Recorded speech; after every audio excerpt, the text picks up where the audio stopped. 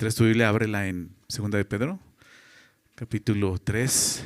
Te invito a traer tu Biblia siempre que vengas a la iglesia, y no solo en la iglesia, en todo tiempo trae tu Biblia a tu lado, ¿verdad? Deslumbrea nuestro camino, ¿verdad?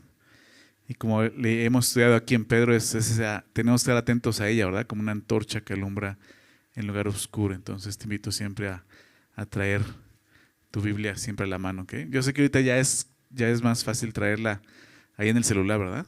Y es una herramienta y es una bendición, pero pues siempre la palabra escrita así también es muy buena, ¿verdad? Entonces, ábrela ahí en 2 de Pedro capítulo 3. Vamos a seguir avanzando en esta porción. La semana pasada vimos la primera parte del capítulo donde nos hablaba acerca de cómo era el mensaje de estos hombres, ¿no? Erróneo, equivocado. Era lo que estaban predicando. Aquí estaba su error, esta herejía destructora, como ya se mencionó en el capítulo 2.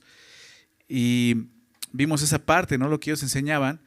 Y en esta porción que vamos a ver, el apóstol Pedro va a mostrar que es un error, ¿no? Por lo que la escritura dice, cómo van a suceder las cosas. Que ellos decían, eso no va a pasar, y no, sí va a pasar porque está escrito. Y vamos a ver las razones que da el apóstol Pedro en esa porción, ¿ok? Así que vamos a leerlo, verso 8, vamos a continuar ahí, hasta el verso 10, solo 3 versículos, pero con mucho contenido. Así que vamos a leerlo, después oramos y damos inicio, ¿ok? Dice así: mas, oh amados, no ignoréis esto, que para con el Señor un día es como 1000 años, y 1000 años como un día. El Señor no retarda su promesa, según algunos la tienen por tardanza, sino que es paciente para con nosotros, no queriendo que ninguno perezca, sino que todos procedan al arrepentimiento. Pero el día del Señor vendrá como ladrón en la noche, en el cual los cielos pasarán con gran estruendo, y los elementos ardiendo serán deshechos, y la tierra y las obras que en ella hay serán quemadas. Señor, damos gracias por tu palabra. Sabemos que tú quieres hablarnos esta mañana. Nos reunimos, Señor, alrededor de ella para escucharte. Sabemos que es la manera más clara en que tú nos hablas, Señor, y te pedimos eso, Señor, que sea tu Espíritu Santo dirigiéndonos esta mañana. Bendícenos con tu palabra, Señor. Ayúdanos a estar atentos a ella. Quita cualquier cosa que esté distrayéndonos en este lugar, aún en nuestra mente, en nuestro corazón. Ayúdanos a atender lo que tú nos estás hablando en esta mañana, Señor. Lo pedimos en nombre de Jesús. Amén. Muy bien. Mas, oh amados, dice, no ignoréis esto, ¿no? Nuevamente nos invita, ¿no?, a poner atención, y lo hace de esta forma, ¿no? No ignores esto, ¿no? Quiere que no ignoremos estas cosas. Hay ciertas cosas que la Biblia nos dice que no debemos ignorar, ¿ok? Y pues cuando dice eso tenemos que poner atención, ¿verdad? ¿Sí o no? Si Dios te dice, hey, ten cuidado con esto, no ignores esto, es porque no tenemos que hacerlo. Entre ellas, pues está lo que veremos hoy. Son cosas que debemos de tener muy presentes en nuestra mente, ¿ok? Y el tema que hemos estado hablando desde la semana pasada, ¿no?, acerca de esta herejía destructora, tiene que ver con el regreso del Señor, ¿verdad? Con la segunda venida de Cristo. Y es parte de eso. Dios no quiere que ignoremos esto. Es algo que va a suceder. Para nosotros es algo inminente, porque a veces lo dejamos a un lado y eso va a cambiar nuestra forma de vivir aquí en la tierra, ¿ok? La manera en que estemos conscientes del regreso del Señor, ¿no?, de su venida, nos va a llevar a vivir de una forma diferente en este mundo, ¿no? Eso lo vamos a ver después en el pasaje. Pero por eso dice, no quiero que ignoren esto, ¿ok? Y Pedro exhorta entonces a sus hermanos, a los cuales llama amados, como ya vimos al inicio del capítulo, ¿no?, recordándoles su amor. Dice, le recuerda esto, ¿no?, les exhorta a no ser como los burladores. ¿Por qué digo esto? Déjame recordar lo que vimos la semana pasada, verso 3 y 4. Dice, sabiendo primero esto, que en los postreros días vendrán burladores. ¿Se acuerdan de esos burladores? Si no me dice la semana pasada, pues ahí está. Son esos burladores. Que en los postreros días vendrán burladores, andando según sus propias concupiscencias y diciendo, ¿dónde está la promesa de su advenimiento? ¿No? Veamos eso. Ellos dice burladores porque están burlando de Dios. Están burlando de la promesa que Dios hizo de que un día va a regresar. El advenimiento es el regreso. La palabra advenimiento habla del regreso de Jesús. Y dice, ¿dónde está esa promesa? Porque desde el día en que los padres durmieron, todas las cosas permanecen así como desde el principio de la creación. Y ya vimos que eso no es verdad, ¿verdad? Claro que ha habido juicio, claro que Dios ha hecho cosas, claro que Dios ha intervenido, ¿verdad? Pero ellos seguían burlándose, diciendo, no ha pasado nada. ¿Dónde está esa promesa? Entonces, dice el verso 5, estos ignoran, ¿te das cuenta? Voluntariamente. ¿Ok? Y ese es el punto. Dice verso 8 más, oh amados, no ignoréis esto, verso 8. ¿Ok? Entonces él está exhortando a no ser como los burladores que ignoran voluntariamente estas cosas. Tenemos que tener cuidado de no estar ignorando voluntariamente algo que Dios dice, hey, ten cuidado, esto es importante, ¿no? Y tiene que ver con esto. Creo que como iglesia, o la iglesia el día de hoy en general, ha perdido el sentido de esta verdad del regreso del Señor. Y por eso es que su vida no es diferente a la del mundo, ¿no? Y tenemos que recordar esto y no orar voluntariamente, porque ya lo sabemos, ¿no? El Señor viene pronto, ¿verdad? El Señor va a regresar pronto, ¿ok? Entonces el contenido de esto que no quiere que ignoremos empieza a decirlo así. No quiero que ignoren esto. Dice que con el Señor un día es como 1000 años y 1000 años como un día. Entonces empieza a explicar por qué Dios no es que no va a cumplir su promesa, porque ya de plano ellos decían, Dios no va a cumplir su promesa. Ya se tardó tanto que realmente no lo va a cumplir. Entonces Pedro empieza a explicar, mira, lo primero que tenemos que entender es esto, que con el Señor un día es como 1000 años y 1000 años como un día. ¿Qué quiere decir esto? Dios está por encima del tiempo, ¿ok? ¿Sí? Eso es lo que nos está explicando aquí. Dios no existe en la esfera temporal como nosotros, ¿ok? Dios trasciende el tiempo y no está sujeto a nuestro concepto de tiempo, ni de tardanza, ni de prontitud, ¿ok? ¿Por qué? Porque Él está por encima de eso. Mucho de nuestro problema no entender la manera en que Dios obra y actúa es porque queremos encerrarlo en el tiempo y en el espacio en que nosotros vivimos. Pero Dios está fuera de eso, ¿ok? Él es el creador. ¿Te das cuenta de eso? Él nos creó, Él no es creación. ¿Estás de acuerdo? Dios no es creación, Él es el creador. Y Él no está sujeto al tiempo ni al espacio. Él es Jehová. ¿Estás de acuerdo? ¿Sabes qué significa Jehová? El autoexistente. ¿Ok? Ese es su nombre. Yo soy. Y Dios siempre que dice yo soy, es eso. Yo soy, no dice yo fui. ¿Me explico? Yo estoy presente todo el tiempo, soy eterno. Yo estoy fuera de la esfera en la que ustedes viven, que es el espacio y el tiempo. Y es lo que Pedro está tratando de explicar aquí. ¿Ok? Para Dios no es tardanza. En primer lugar, porque Él no está sujeto al tiempo como nosotros. Es lo que está explicando, ¿ok? Es el hombre quien se mueve en un marco temporal, en la medida de un espacio temporal creado por Dios. Con espacio, con tiempo, también dados por Dios para el hombre. Y así es como se usa en la Biblia. Realmente Dios tiene que usar un lenguaje para que nosotros podamos entender el tiempo y eso, y las sazones, el cronos, como ya en su momento hemos hablado, ¿verdad? Pero no es que Dios esté sujeto a eso, familia. Muchas de las doctrinas, como te decía, que de repente no entendemos acerca de la palabra de Dios, es porque tratamos de meter a Dios dentro de la caja, decimos, ¿no?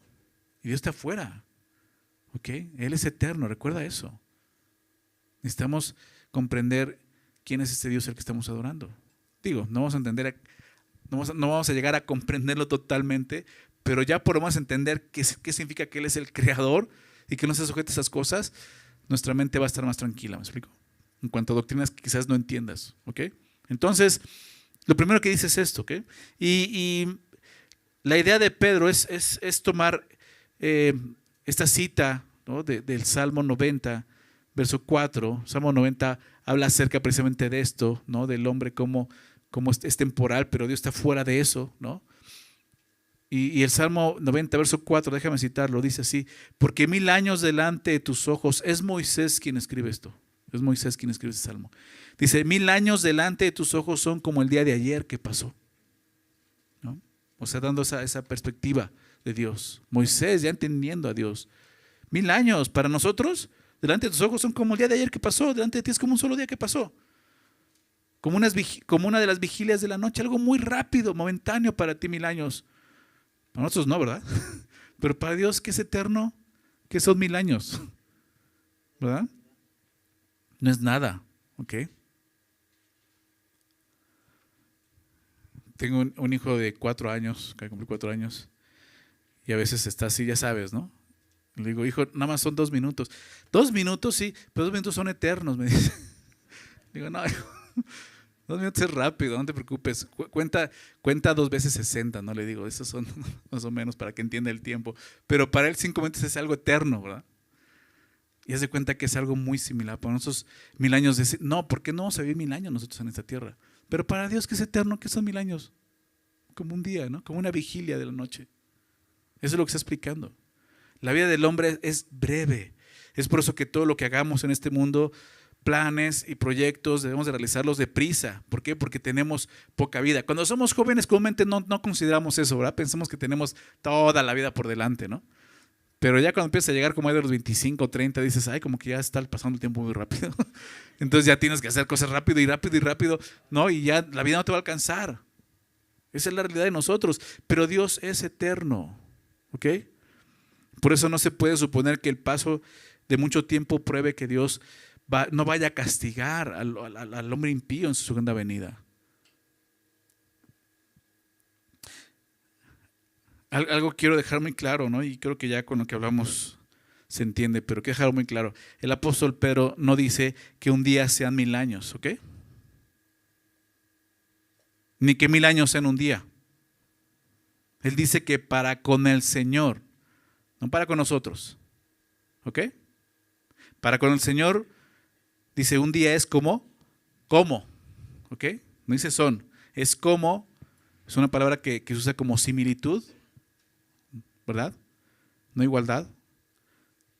Para con el Señor un día es como 1000 años y 1000 años como un día. O sea, el apóstol Pedro de ninguna manera está diciendo que en Escritura un día equivale a 1000 años.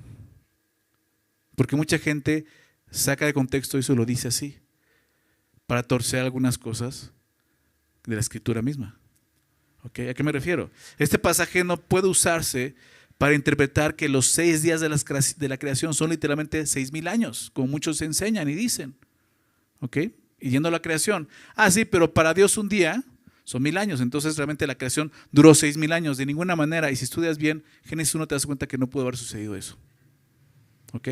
Fueron días de 24 horas. ¿Ok? Solamente como un ejemplo. Porque de ahí también se van a los 1000 años en Apocalipsis. Entonces realmente va a ser un día, ¿no? Y son interpretaciones erróneas. Por un pasaje que no están interpretando correctamente. ¿Me explico? Entonces, si tú has pensado eso de que es que un día son 1000 años, no está diciendo eso. ¿Okay? Lo que está enseñando es que Dios está fuera, ¿recuerda? De la esfera, ¿no? Del espacio y del tiempo en el que estamos nosotros sujetos. Él no está sujeto a eso. Entonces no podemos decir, ya se tardó. ¿Se me explicó? Dios no se tarda. ¿Ok? Pero vamos a ver qué más dice. Verso 9. Dice entonces, el Señor no retarda su promesa, según algunos la tienen por tardanza, sino que es paciente para con nosotros, no queriendo que ninguno perezca, sino que todos procedan al arrepentimiento. ¿Okay? Entonces el Señor no retarda su promesa, según algunos la tienen por tardanza. Lo que está diciendo es que no se ha tardado. ¿Ok? No es que se esté tardando, dice, Él no retarda su promesa. Algunos la tienen por tardanza, pero no es así. ¿Ok? Y nos va a decir por qué. Entonces, el Señor no retarda su promesa, obviamente es muy claro que está refiriendo precisamente al error que los falsos maestros enseñaban. Verso 4, ¿dónde está la promesa de su advenimiento? Esa es la promesa a la que se refiere. El Señor no retarda esa promesa. ¿Ok? Según algunos la tienen por tardanza. Estos algunos, pues ya como vimos, son esos burladores, ¿no? Que se burlaban de la palabra de Dios, que se burlaban de Dios. Y eso es algo muy importante, ¿no? Porque ya muchos de ellos estaban confiando en esas herejías destructoras. Confiando en que, pues sí es cierto, el Señor a lo mejor no va a regresar. Dijo que iba a regresar y ya pasaron 30 años y no regresa, ¿no? Y nosotros podemos llegar a pensar muy similar y decir, no han pasado 30 años, ya pasaron 2000 años y no regresa, ¿verdad? Pero ¿qué dice aquí? El Señor no retarda su promesa. Según algunos las tienen por tardanza, Él no la está retardando. ¿Ok? Entonces, no importa quiénes, no importa cuántos sean los que están de acuerdo contradiciendo la palabra de Dios. No importa. Si la palabra de Dios dice algo, esa es la verdad. ¿Sí te das cuenta de eso? Porque estos hombres están dejando llevar por esos hombres, esos creyentes. No, esos son los maestros. No importa quién te diga esto. Si es algo que está en contra de la palabra de Dios, es un falso maestro. ¿Ok? Es lo que Pedro está diciendo. Según él la tiene por tardanza, pero no es cierto. Dios no retarda su promesa. ¿Ok? Aunque pueda parecer que se tarda en hacerlo, Dios cumplirá con toda seguridad su propósito y su promesa. ¿Por qué? Porque Él lo ha prometido. Como te he dicho y te lo decía la semana pasada, precisamente eso es atentar contra el carácter de Dios mismo. ¿Qué están diciendo esos hombres? Dios no es fiel, ¿verdad? Es lo que están diciendo ellos. Dios no es fiel, no cumple sus promesas. Eso es una blasfemia, ¿estás de acuerdo? Está diciendo que Dios es mentiroso. No solo que no es fiel, es mentiroso porque prometió algo que no va a hacer, es una mentira. Fíjate hasta dónde están llegando, ¿no? Y Pedro dice, de ninguna manera. ¿No? ¿Por qué no ha sucedido? Pedro dice, sino que es paciente para con nosotros. Dios no está retardando su promesa, sino que está siendo paciente. Está mostrando una parte de su carácter también que tenemos que conocer nosotros, ¿verdad? Que el hecho de pensar que Dios no retarda su promesa es no solo es pensar que Él no es fiel, que Él es mentiroso y aparte que no va a ser justo, ¿verdad? 3 cosas del carácter y la esencia de Dios: fidelidad, verdad y por último, justicia. Lo que están diciendo. Porque al final Dios no va a castigar a nadie. Es una blasfemia eso. ¿Qué sucede entonces? Que es paciente para con nosotros. La palabra griega que se traduce como paciente significa largura de ánimo. Se refiere a ser longánime. ¿Ok? Habla de la longanimidad. Quizá una traducción más adecuada sea la palabra esa, longanimidad, sino que es longánime para con nosotros. Lo que pasa es que ya no usamos esa palabra, pero habla de eso, de algo que se extiende, ¿no? Y que es grande. Digámoslo así, si es que sucede de esta manera, la demora del regreso del Señor no se debe a tardanza, sino a la paciencia, la actitud paciente de Dios para con nosotros. ¿A qué se refiere con nosotros? Algunos, sobre todo los calvinistas, toman este versículo para hablar, pues que Jesús solamente vino a morir por el pecado de sus escogidos, que está hablando solamente de los escogidos, nosotros hablando de la iglesia, nosotros, ¿no? El sentido de ellos es que todavía había creyentes que no habían creído, escogidos de Dios, predestinación, y tienen que creer, ¿no? Yo creo que no es así, y hemos visto muchos pasajes donde no sucede así, ¿ok? Y aunque aquí pudiera parecer eso, pues en general puede hablar de toda la humanidad, ¿ok? Sobre todo por lo que dice, sino que es paciente para con nosotros. Ahorita lo vamos a ver, pero yo creo que está hablando en general, de todos los hombres, ¿ok? Porque Dios es paciente con todos los hombres.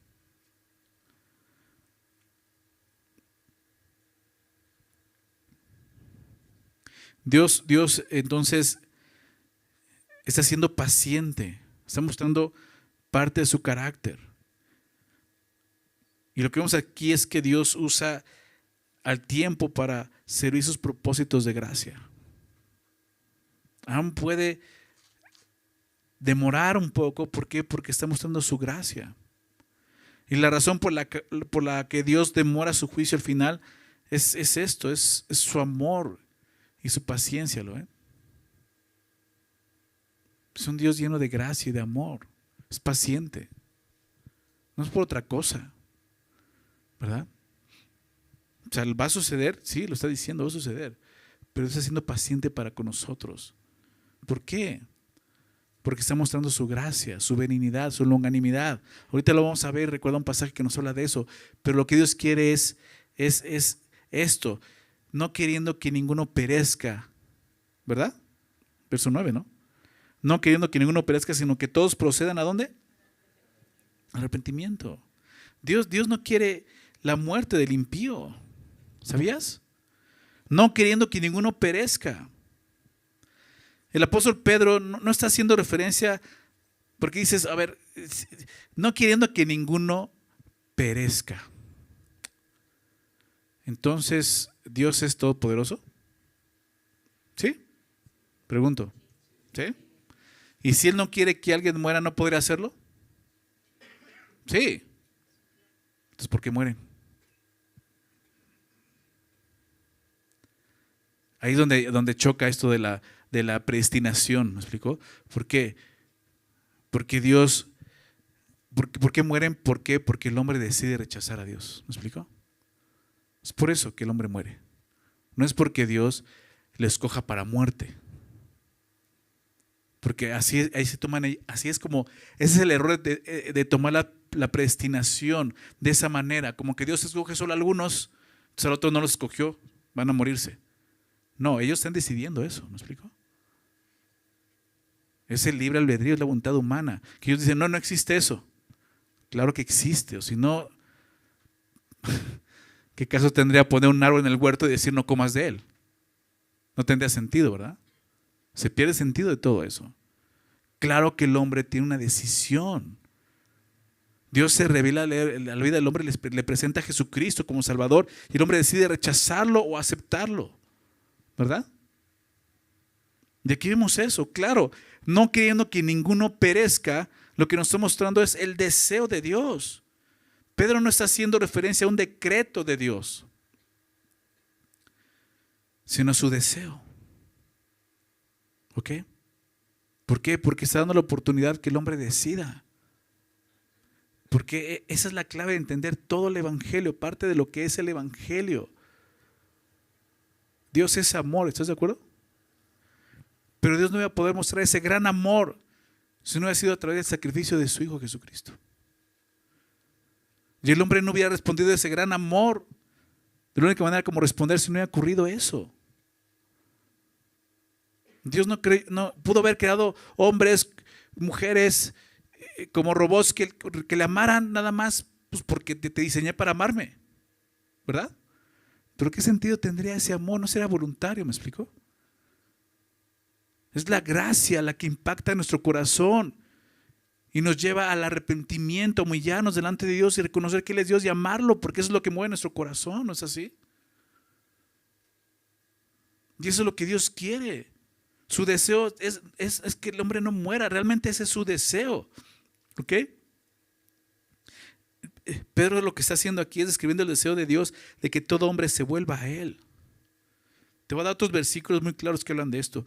1 Timoteo 2, anótalo si quieres. 1 Timoteo 2, versículos 3 y 4. Es un versículo muy claro acerca de esto. Cuando Pablo viene hablando, el apóstol Pablo viene hablando de cómo Dios nos llama a orar por todos los hombres. ¿Recuerdas los que están en eminencia? Las autoridades. Dice el verso 3 de 1 Timoteo 2, 3.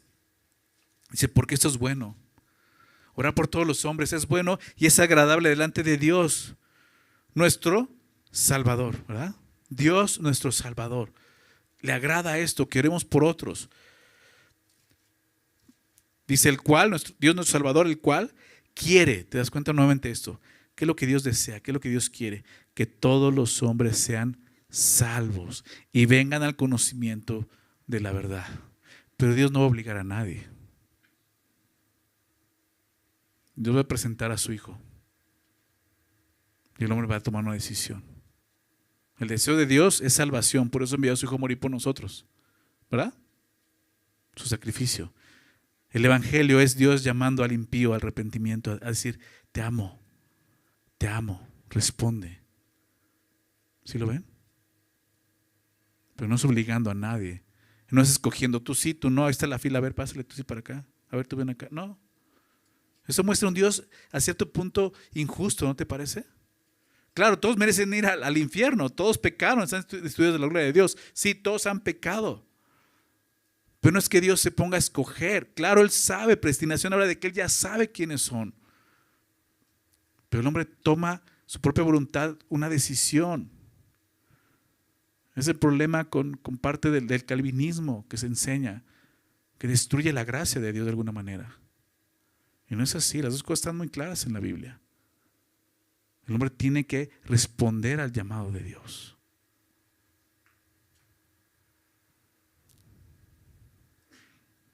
El cual quiere que todos los hombres sean salvos y vengan al conocimiento de la verdad.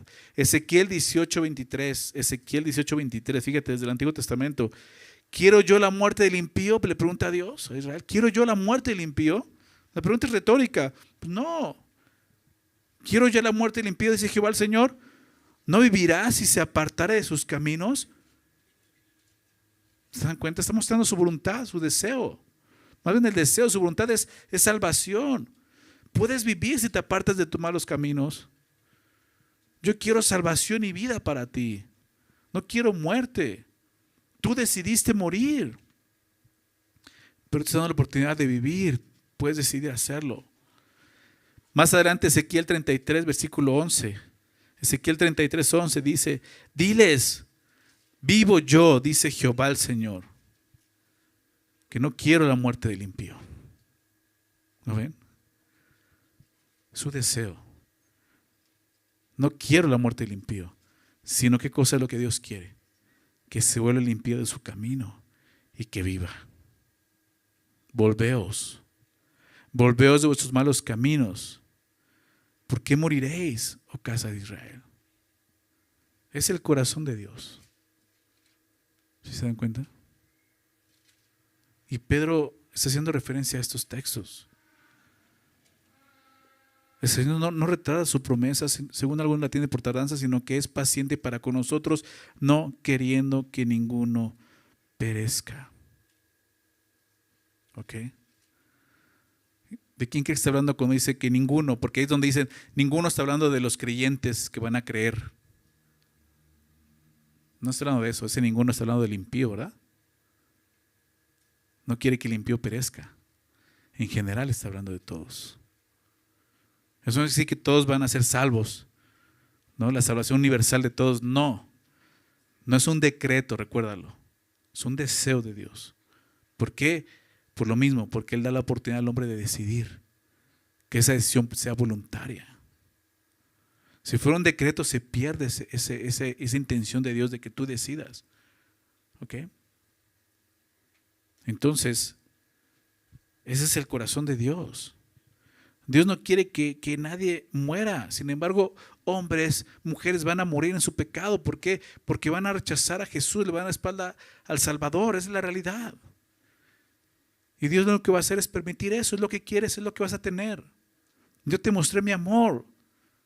Te he enseñado cuánto te amo y tú rechazaste eso y pisoteaste eso. Está bien. Es lo que quieres, es lo que te va a tocar. ¿Me explico?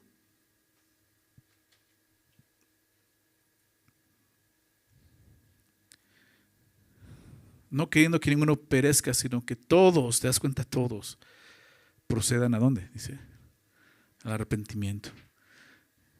Al arrepentimiento. Que todos procedan al arrepentimiento. ¿Por qué?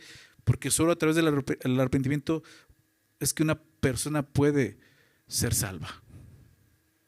La única manera en que una persona puede ser salva. Solo a través del arrepentimiento puede haber salvación. No hay otra manera.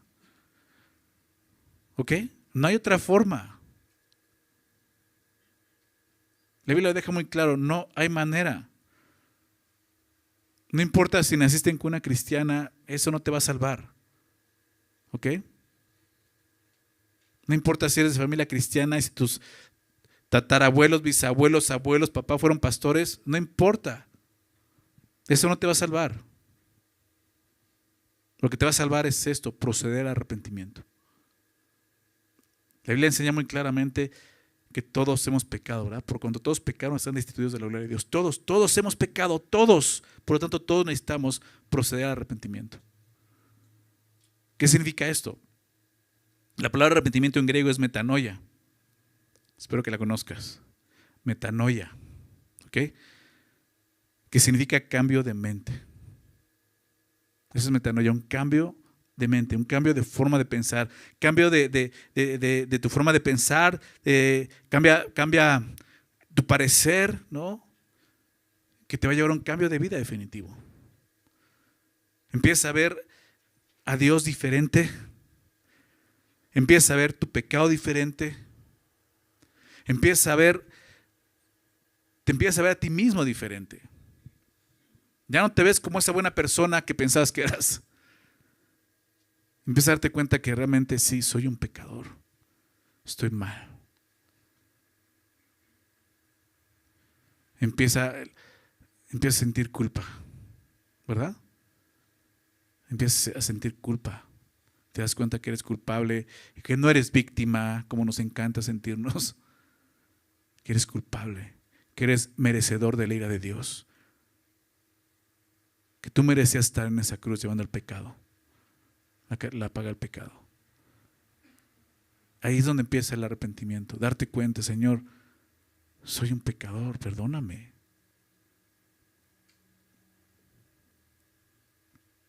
¿Qué predicaba Juan el Bautista? ¿Recuerdas?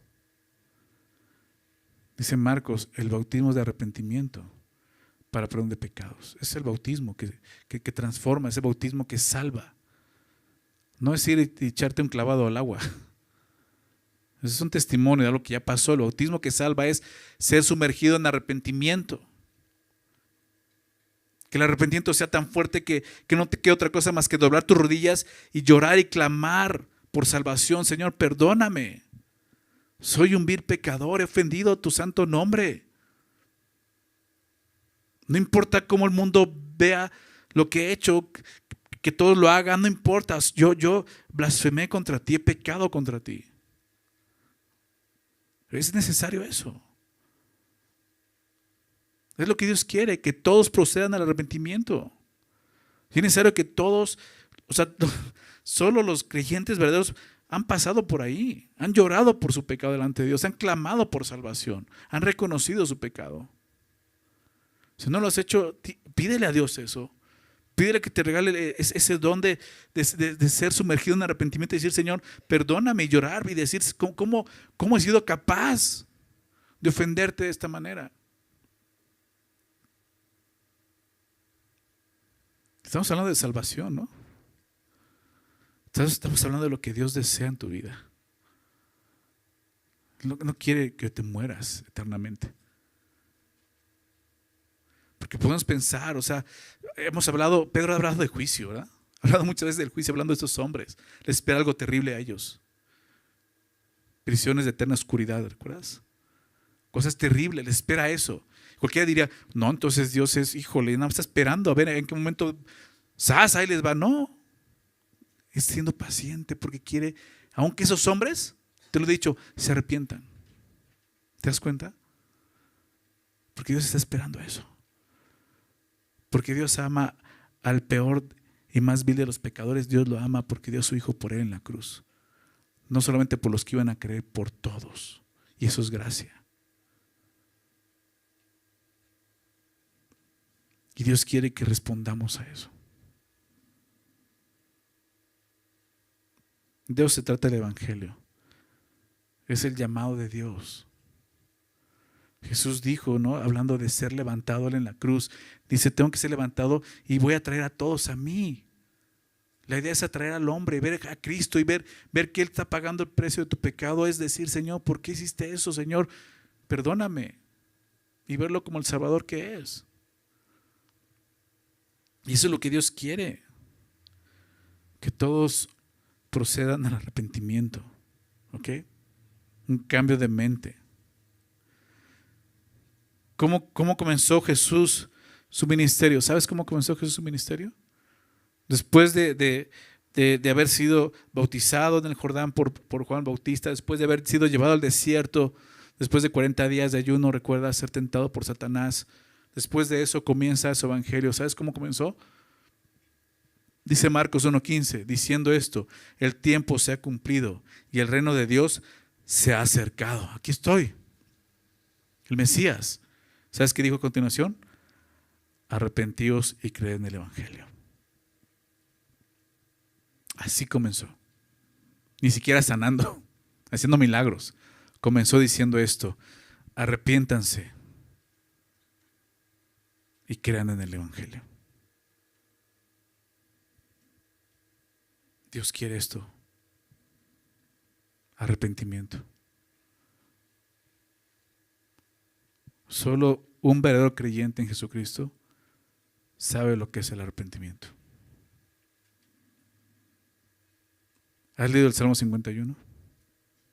Espero que no solo lo hayas leído, te lo sepas, por lo menos algunas frases. Y no porque precisamente, como veíamos la semana pasada, lo estás memorizando, sino porque es un salmo en el que te has identificado tantas veces y has llorado con él y has dicho: ese soy yo. Eso es el arrepentimiento. El dolor en tu corazón de decir: he hecho lo malo delante de Dios. Romanos 2:4. Anota esa cita, por favor. Romanos 2:4. Romanos 2:4. Pablo pregunta: ¿o menospreciáis las riquezas de su benignidad, paciencia, longanimidad? Que estamos viendo de ser paciente, ¿te acuerdas? Longanimidad.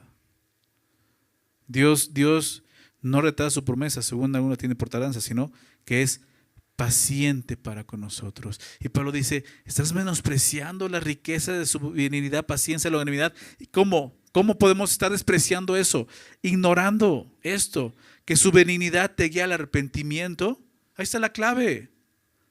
¿Qué es lo que nos guía al arrepentimiento? Dios quiere que todos procedan al arrepentimiento. ¿Qué es lo que a mí me hace proceder al arrepentimiento? ¿Qué cosa? Dice ahí. ¿Lo viste? Su benignidad. No su juicio.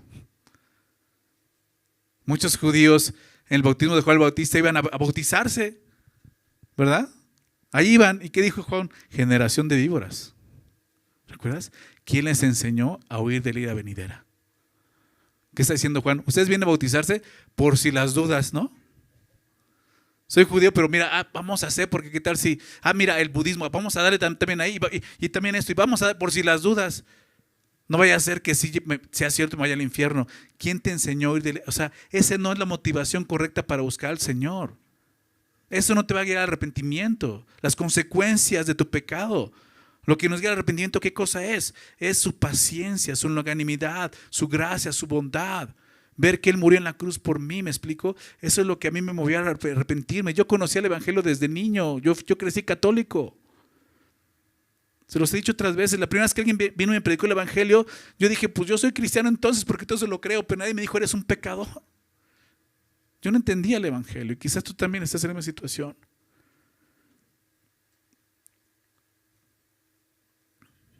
Escuchando la palabra de Dios y yendo a la iglesia.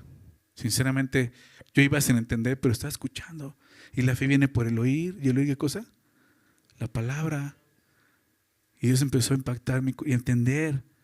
Una y otra vez me hablaban del Evangelio y lo escuchaba hasta que un día hizo clic y dije: ¿por qué hiciste eso por mí?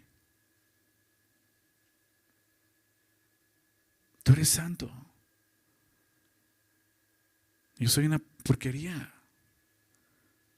Mi vida todo el tiempo está pecando contra ti. Yo merecía el infierno, merecía la muerte eterna, me lo había ganado. Y tú diste tu vida por mí, ¿por qué? Y ahí fue donde su benignidad me guió al arrepentimiento. Y doblé mis rodillas y dije: Señor, perdóname. Perdóname. Pedro está diciendo eso. No tuerzan lo que Dios dice. No hablen de Dios de esa manera. ¿Cómo se atreven a presentar un Dios que no es ese Dios? Hablar contra su carácter de esta manera. Dios es un Dios de amor, de gracia, pero es justo, es santo, es fiel, ¿verdad? Es verdadero. Y lo que Él quiere es que procedamos al arrepentimiento. Pero necesitas ver quién es Él y quién eres tú y creerlo. Lo que nos guía al arrepentimiento es su bondad, su benignidad, su paciencia, su longanimidad, su gracia. Por gracia soy salvos, ¿verdad? ¿Ya entiendes? No es por obras, de ninguna manera. Por gracia soy salvos por medio de la fe, es creyendo, no por obras para que nadie se gloríe. Así es como la gracia actúa y nos lleva a la salvación. No es Dios cogiendo a uno, se ve tú sí, tú no, tú sí. No es así. No es así. Discúlpame si crees eso, no es así, es una mentira. Ese no es mi Dios. Yo sé de quién te estoy hablando. Mi Dios es un Dios lleno de gracia, que con esa misma gracia quiere impactar el corazón del hombre y llevarlo a arrepentirse y reconocer: tú eres Dios, yo soy una creación tuya nada más, y que he pecado contra ti y me arrepiento.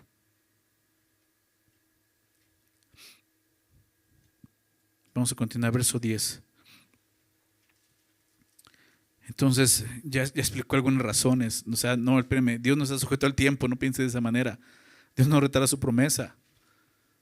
No importa que otros digan que ya se tardó, no importa. Lo que está sucediendo es que Dios es paciente para con nosotros, ¿verdad? Él es paciente. ¿Por qué? Porque Él no quiere que el hombre perezca, sino que quiere que proceda al arrepentimiento, y su paciencia es lo que nos está guiando al verdadero arrepentimiento. ¿Ok? Entonces, ¿qué va a pasar? ¿Se va a tardar más tiempo? O sea, ¿no va a haber juicio? No, sí, pero el día del Señor vendrá como ladrón en la noche, en el cual los cielos pasarán con gran estruendo, y los elementos ardiendo serán deshechos, y la tierra y las obras que en ella hay serán quemadas. Uf, qué versículo, ¿no?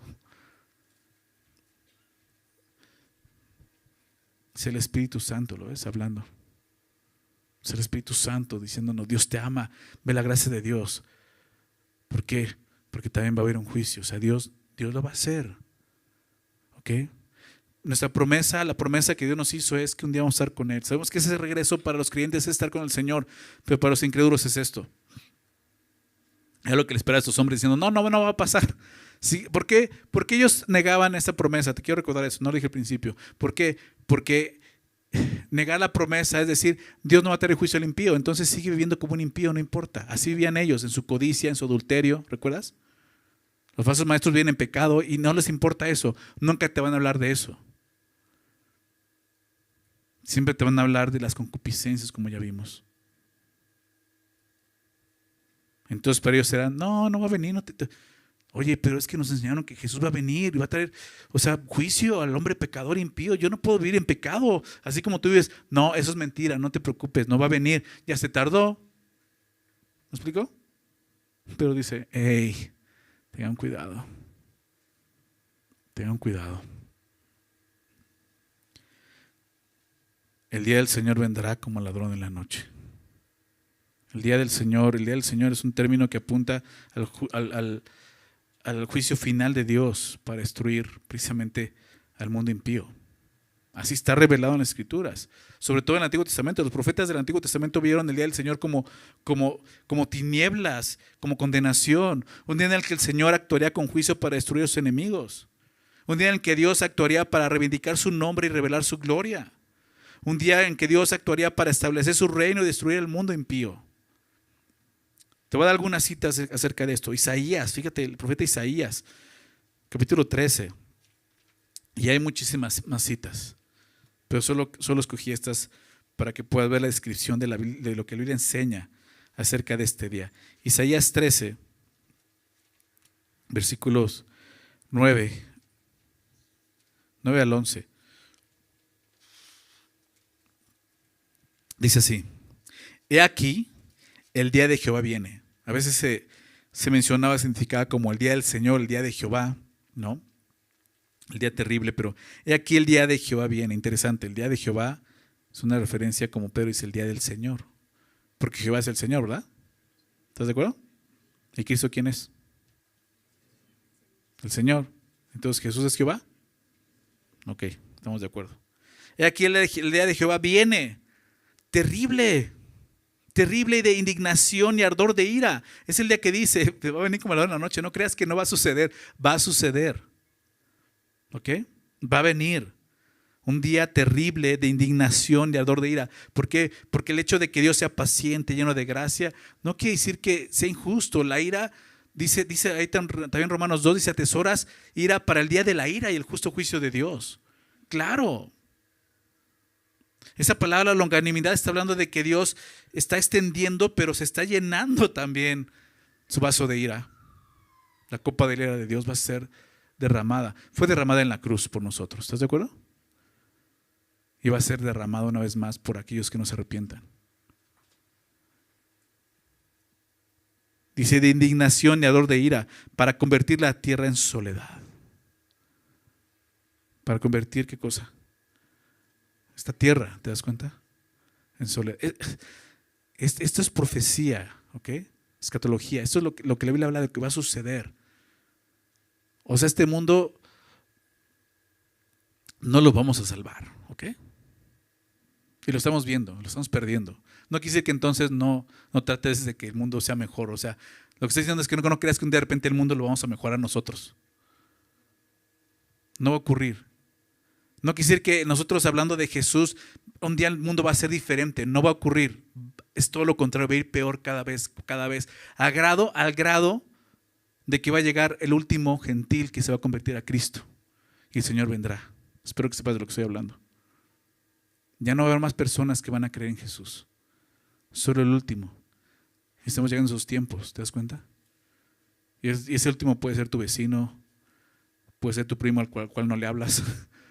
¿Me explico? Tenemos que predicar el evangelio. ¿Ok? Entonces, ese día, ¿ok? Para convertir la tierra en soledad. Como te decía, la tierra va a ser destruida. Ahorita lo vamos a ver. Y raer de ella, ¿a quiénes? A sus pecadores. Dice verso 10, por lo cual las estrellas de los cielos y sus luceros no darán su luz, y el sol se oscurecerá al nacer, y la luna no dará su resplandor. Van a suceder cosas así, ¿ok? O sea, estos profetas no sabían, no podían explicarlo. El día de hoy podemos explicarlo, ahorita lo voy a explicar algunas cosas que van a pasar, pero ellos no pueden explicarlo científicamente, pues dice, esto va a pasar. El sol se va a apagar. La luna y las estrellas se van a apagar. Verso 11, y castigaré al mundo por su maldad. Juicio, te das cuenta, castigo. Y a los impíos por su iniquidad. Y haré que cese la arrogancia de los soberbios y abatiré la altivez de los fuertes. Dios dice, voy a terminar con el pecado. En la cruz, Jesús venció el pecado, pero aquí va a ser el fin del pecador, de la maldad. Joel 2, acompáñame ahora a Joel. Adelante en tu Biblia, después de Oseas.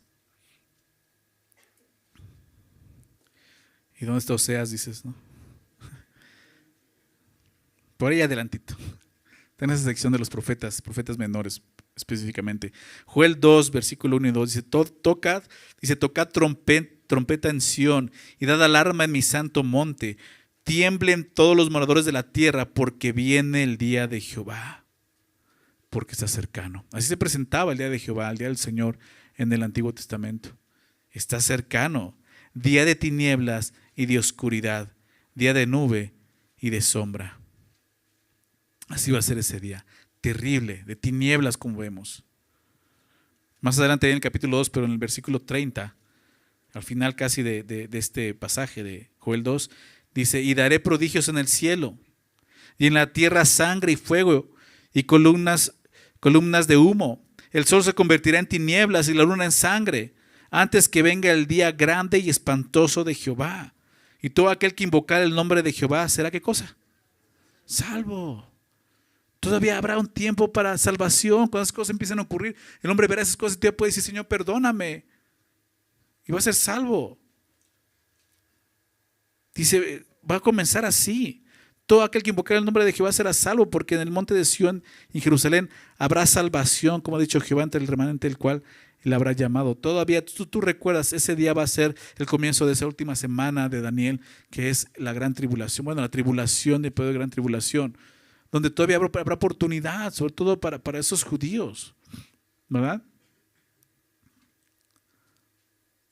Va a ser un tiempo diferente a este, pero ese día va a comenzar ahí. Más adelante en Sofonías, Sí, hay un libro que se llama Sofonías en tu Biblia. Capítulo 1, versículo 14. Fíjate lo que dice ahora. Cercano está el día grande de Jehová. ¿Lo ves? No, ya se tardó. Esto fue escrito hace cientos de años, miles de años ya. Cercano está el día grande de Jehová, cercano, muy próximo.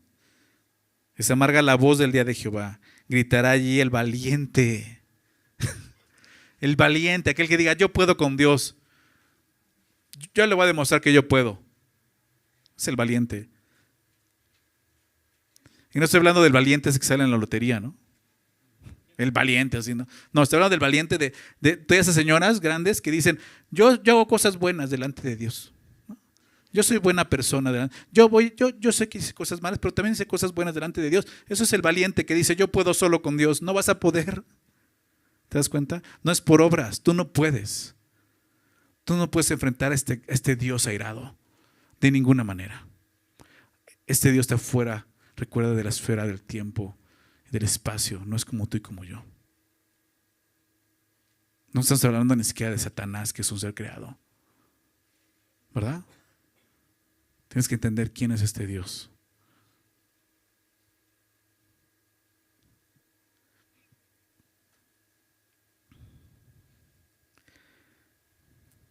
Gritará allí el valiente.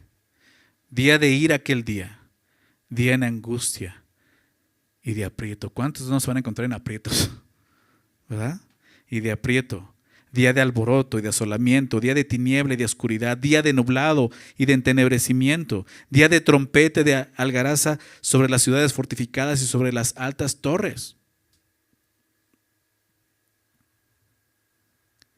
O sea, sí va a ser ese día.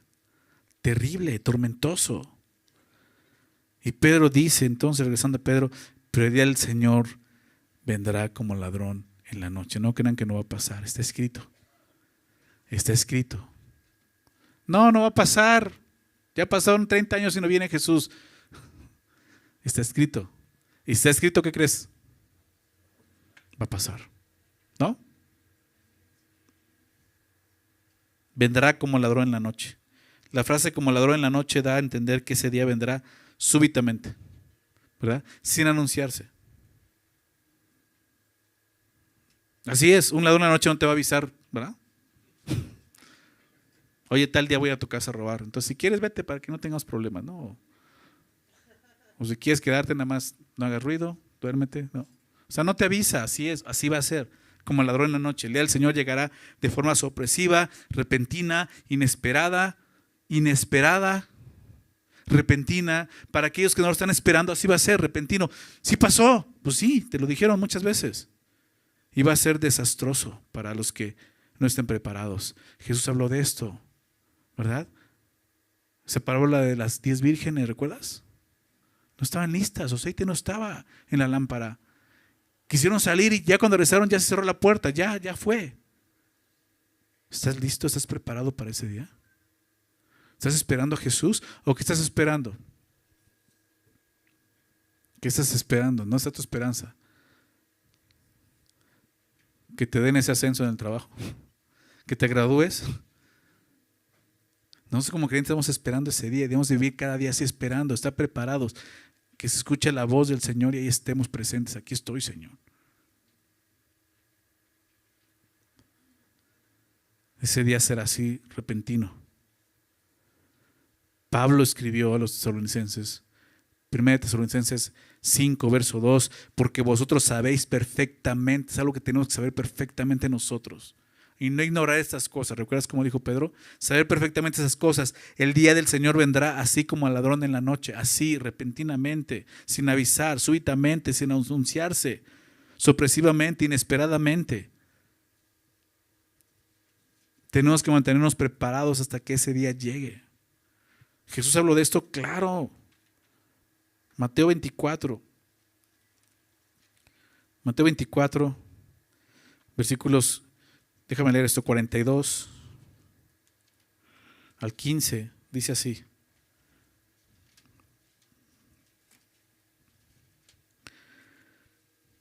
Velad pues, dice Jesús. ¿Qué significa hablar? Estar despierto, no se duerman. Espiritualmente necesitamos estar despiertos. Velad pues, ¿por qué? Porque no sabes, no sabéis a qué hora ha de venir vuestro Señor. Todos esos hombres que se han atrevido a decir, ya sabemos el día que viene el Señor, van a venir tal día. O sea, están perdiendo el sentido de esto. Si supiéramos qué día, pues vamos a darle, y el último día, un día antes, nos portamos bien y ya, ¿verdad? Pedimos perdón y ya. No, el sentido es que tú no sabes, todos los días tienes que vivir diferente. ¿Me explico? Es un error tratar de atinarle y decir este día, es un error. Nadie te llama a eso, aquí dice no sabes. No está diciendo, a ver, búscale, a ver si le encuentras, se le hallas, a ver quién saca la lotería, al que le tire, híjole, le va a tocar la mansión más grande en el cielo. No está diciendo eso, nada de eso dice Jesús. Está perdiendo el sentido de por qué no lo sabemos, ni aún el Hijo lo sabe, dice el texto. Porque lo que importa no es cuándo, sino cómo lo vamos a recibir nosotros. ¿Estás listo? Jesús dice, velad. Pues, porque no sabéis a qué hora debe venir vuestro Señor. ¿Verdad? Si tú supieras que en tu casa hay ladrones, ¿no? Por ahí cerca andan morando, estarías velando, ¿no? ¿Sí me explico? No te van a decir cuándo, pero estarías despierto. A ver, aquí yo los espero, pongo cámaras a ver qué hago para que, ¿verdad? Eso es estar alerta, velando. Pero sabe de esto, verso 43, que si el padre de familia supiese a qué hora el ladrón habría de venir, velaría y no dejaría minar su casa. Por tanto, también vosotros estad preparados, estad preparados, porque el Hijo del Hombre vendrá a la hora que no pensáis. ¿Verdad? ¿Quién es pues el siervo fiel y prudente al cual puso su Señor sobre su casa para que les dé el alimento a tiempo? Bienaventurado aquel siervo al cual cuando su Señor venga, le haya siendo así, siendo fiel. De cierto os digo que sobre todos sus bienes le pondrá, pero si aquel siervo malo dijera en su corazón, mi Señor tarda en venir, ¿qué pensaban ellos? Pues tarda en venir, ¿no? Y comenzar a golpear a sus consiervos, ¿de qué forma? Tú peca, no te preocupes. El adulterio no le importa a Dios, tú sigue viviendo de esta manera. Es golpear a los siervos. ¿Y aún comer y beber con los borrachos? ¿Se viste? ¿Aún comer y beber con quiénes? Cuidado. Dios no te compró para que vivas así. La voluntad de Dios es vuestra santificación. ¿Ok?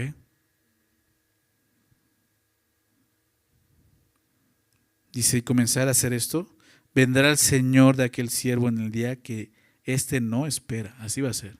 Y a la hora que no sabe.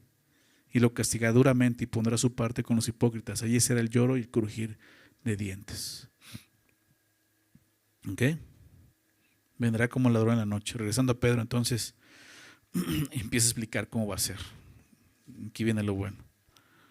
Ya casi terminamos, pero viene lo bueno.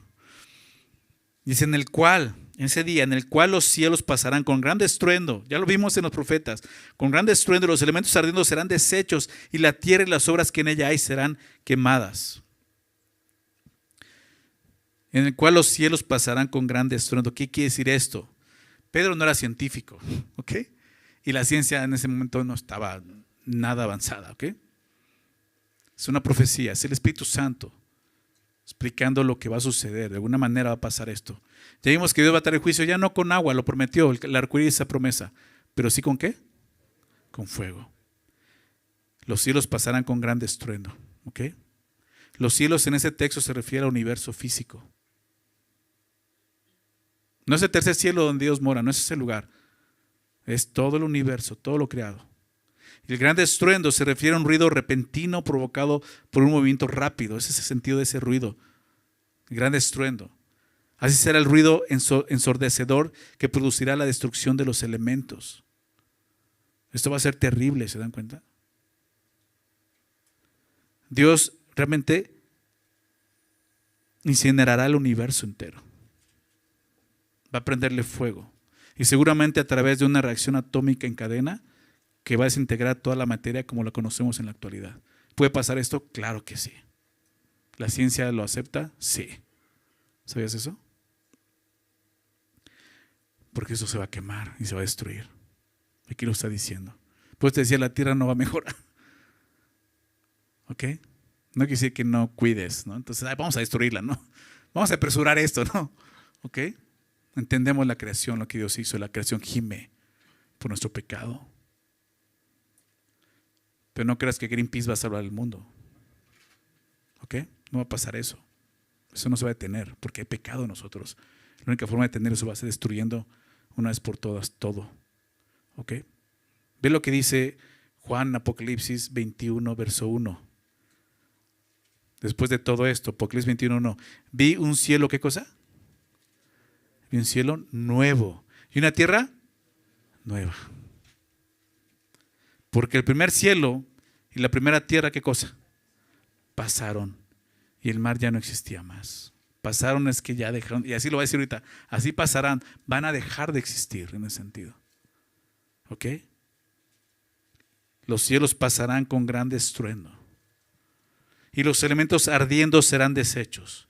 ¿Qué es esto? ¿Qué son los elementos? Esos elementos seguramente son los componentes atómicos en los que la materia puede dividirse y conformar toda la materia creada. Pedro quiere dar a entender que todos los átomos, neutrones, protones y electrones se van a desintegrar. Hace mucho tiempo, en los años 60, se empezó a hablar de la partícula de Dios. No sé si has oído hablar de eso. Un término que se le puso así, pero a los científicos no les gusta eso. La partícula de Dios, conocida científicamente como el bosón de Higgs, es una partícula subatómica que juega un papel fundamental en la física. Y esto que te voy a decir lo encontré en algunos de los posts que puedes encontrar en internet científicos. Y dice esto, ¿no?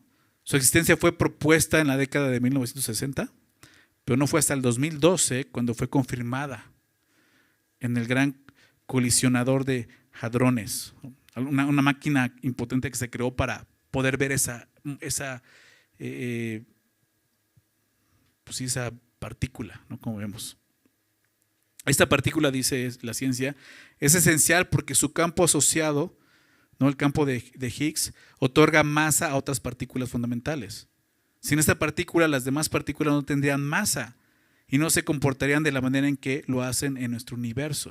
O sea, realmente es lo que mantiene todo unido. Y el hombre no entendía cómo todo eso podría hacerse una masa. Realmente debía de explotar. Por eso dice, es algo que lo une y no lo encontramos. Y le dijeron en la partícula de Dios, los científicos burlándose como los burladores. Pero realmente sí es Dios sosteniendo eso. Y es una partícula que apenas se llegó a identificar en el 2012. Dice el texto, sin él las partículas se moverían a la velocidad de la luz y no se agruparían para formar átomos. Su descubrimiento ayuda a explicar por qué las partículas tienen masa y cómo se forma la materia. Entre los físicos se cree que la partícula de Higgs podría ser una de las razones de un verdadero fin del mundo y del universo completo. Eso es lo que los científicos dicen. Si la partícula de Higgs llegara a generar una burbuja, sería oficialmente el fin de la vida. ¿Sí te das cuenta de eso? Y 3 veces va a decir esto. La palabra desechos. Y los elementos ardiendo serán desechos, verso 11, puesto que todas las cosas han de ser desechas. Y luego verso 12, serán desechos y los elementos siendo quemados. O sea, se va a deshacer. Y sabes que esta palabra desecho es muy interesante en griego. Significa liberar de una condición. Liberar de una condición. Y yo veo eso. Dios simplemente va a alterar esa partícula y todo va a explotar.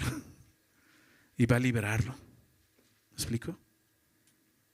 Y todo lo que los profetas pudieron entender, como el sol se va a apagar y no es otra cosa más que los elementos ardiendo van a pasar así, va a destruirse, va a quemarse el universo. ¿Te imaginas eso? Así va a ser. O sea, científicamente ya hay una razón, ya se encontró. ¿Sabes qué quiere decir esto? Que Dios tiene el control de todo el universo, ¿no es así? Él lo sustenta con la palabra de su poder, dice Hebreos 1:3. Él lo sustenta y lo sigue haciendo. ¿Sabes por qué? Porque es paciente para con nosotros. ¿Sí lo ves? Y el hombre sigue burlando de Dios.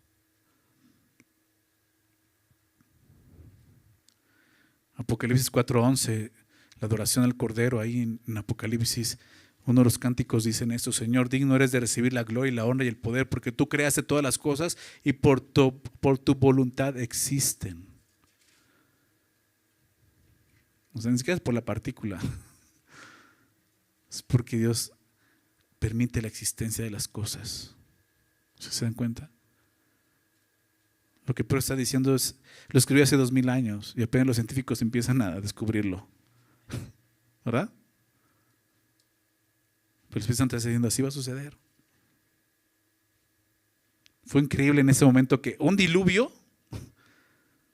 ¿cómo crees, no? ¿Verdad? ¿Dónde hay un diluvio, no?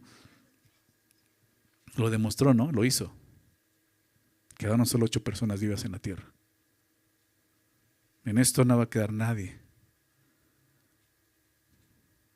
Y nosotros los creyentes vamos a estar con el Señor, ¿no? Entonces, solo se necesita que Dios dé la orden y el universo entero va a arder. ¿Ok? Así va a ser. Solo Dios va a decir esto. Se acabó. Y la tierra y las obras que en ella hay serán, ¿qué cosa? Quemadas, termina diciendo eso. La palabra quemada se refiere a consumirse completamente. Así es como Dios acabará con la maldad de este mundo, terminando completamente con él. Será quemado, destruido totalmente. Claro, esto va a ser después del periodo de la tribulación. Si quieres saber un poco más cerca, porque la parousia de Cristo no es un evento en particular, es todo un evento que va a suceder durante un tiempo. Jesús regresa, ¿verdad? Primero por su iglesia. No va a tocar la tierra, recuérdalo. Lo vamos a ver en las nubes. ¿Ok? Comienza. Pero cuando llegue a la tierra va a pasar esto, y eso será después de los 7 años de tribulación. Entonces va a pasar todo esto. ¿Ok? Entonces, así es como Dios va a terminar con la maldad de la tierra y las obras que en ella hay, su maldad, toda su justicia serán quemadas. Dios va a traer juicio, va a terminar con la maldad. ¿No es lo que quieres? ¿No es lo que pedimos? Señor, ya que pare esto. Tanta maldad, tanta violencia, así va a ocurrir. Pero, ¿cómo estamos el día de hoy delante de Dios? Que esa es la pregunta, es lo que veremos más adelante.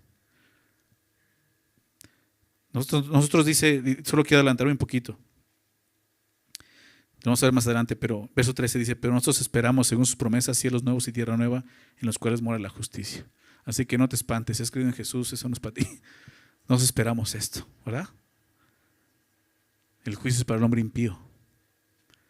Pero la pregunta obvia es, ¿ya pusiste tu fe en Jesús? ¿Ya te arrepentiste de tus pecados realmente?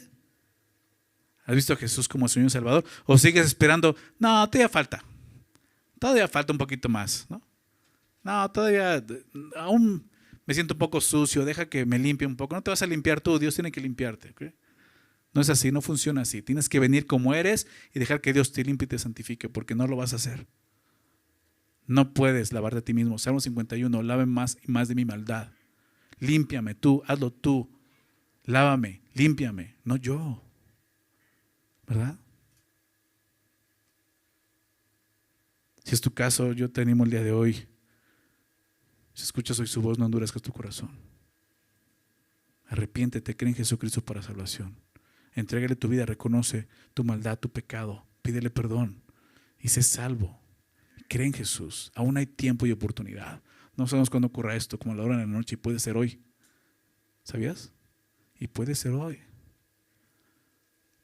Es una oportunidad más de la gracia de Dios. ¿Ok? Y lo que hemos creído, ¿estás listo? ¿Estás preparado? ¿O estás viviendo como el mundo vive pensando de que pues ya tardó, ¿no? Sí viene, pero se va a tardar un poquito, ¿no? A lo mejor otros 2000 años, no me toca a mí. No. La idea es que viene hoy, ¿no? Así lo vemos, así lo creemos, así debemos de vivir. Eso lo vamos a ver en la siguiente porción, pero vamos a orar, ¿ok? Señor, agradecemos por tu palabra y la bendición que nos das a través de ella. La fe, Señor, que tú nos regalas. Señor, gracias por tu verdad, Señor. Aún por aquello que que no hemos visto, pero va a suceder. Gracias, Señor, tu promesa y lo vas a cumplir. Nosotros que hemos creído sabemos que así será y anhelamos de alguna manera ese día, no porque será terrible para nosotros, al contrario, será el día más glorioso de nuestra vida. Que los que hemos creído en ti vamos a poder estar ahí contigo. Vamos a poder verte. Y sabes, Señor, que eso es lo que nuestra alma anhela, estar en tu presencia. Gracias, Señor Jesús, porque tú nos has librado de todo eso, que es lo que merecíamos por toda la eternidad, Señor, sufrimiento eterno. Y tú viniste a sufrir por nosotros, ese sufrimiento en la cruz, muriendo por nosotros, pero resucitando al tercer día, resucitando para poder dar vida al hombre impío. Y te damos gracias, hemos creído esa verdad, Señor. Y te damos gracias por eso. Ayúdanos a vivir atentos a ese regreso.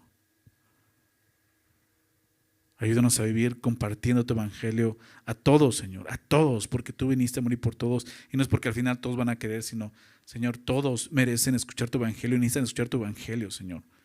Porque aún no va a tener justificación para decir no sabía. A mí nadie me dijo. Necesitamos anunciar tus virtudes, Señor, a este mundo perdido y caído. Ayúdanos a seguir hablando de ti, Señor, y seguir preparado y mantenernos preparados para tu regreso, Señor. No queremos que regreses y nos encuentres lejos, Señor, de ti. Queremos estar velando atentos, Señor, tu voz.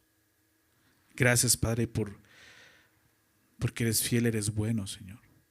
Gracias porque no eres como nosotros.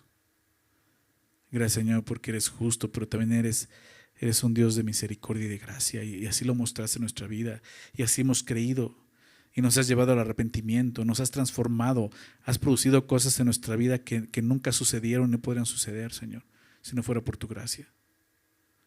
Sigue obrando en nosotros, Señor, en tu iglesia, y gracias por tu bendita palabra y por tu verdad, Señor. En el nombre de Jesús. Amén.